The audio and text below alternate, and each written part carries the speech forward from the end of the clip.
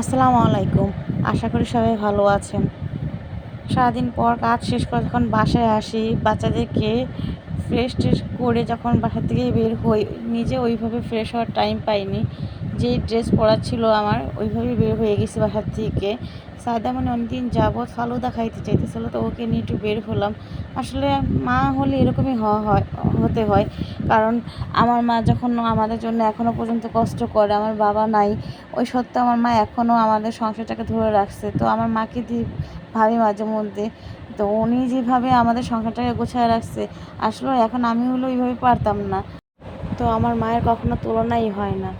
আমি মনে করি সবচেয়ে পৃথিবীর শ্রেষ্ঠতম মা হলো আমার মা, যে এখনও আমাদের সংসারটাকে টিকিয়ে রাখছে। ইভেন আমার এত বিপদে আপদে আমার পাশে আছেন। আমার মা না থাকলে হয়তো আমার কোথায় যে দাঁড়াইতে হতো আমি নিজেও জানি না।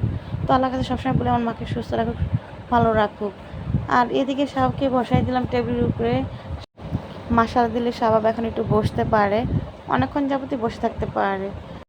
মাশাল্লাহ দিলে আমার বাবুটা এখন অনেকক্ষণ যাবৎ বসতে পারে।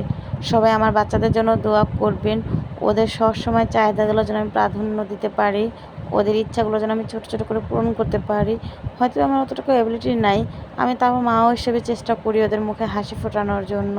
যখন যেটা চাই তখন চেষ্টা করি আমার সাধ্যের মধ্যে। কিন্তু এখন আমার সময়টা খুব খারাপ যাচ্ছে।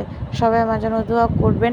আশা করি ওরা যাদের ইচ্ছাগুলো যেন আমি প্রাধান্য দিতে পারি। এদিকে সাদেমণির জন্য ফালুদা চলে আসছে। ও একটু মুখে দিয়ে এটাকে মেখে টেখে চলে গেছে আবার সেখানে দোলনা খাওয়ার জন্য। আমি ডাকতেছি তাও সে আসতেছে না।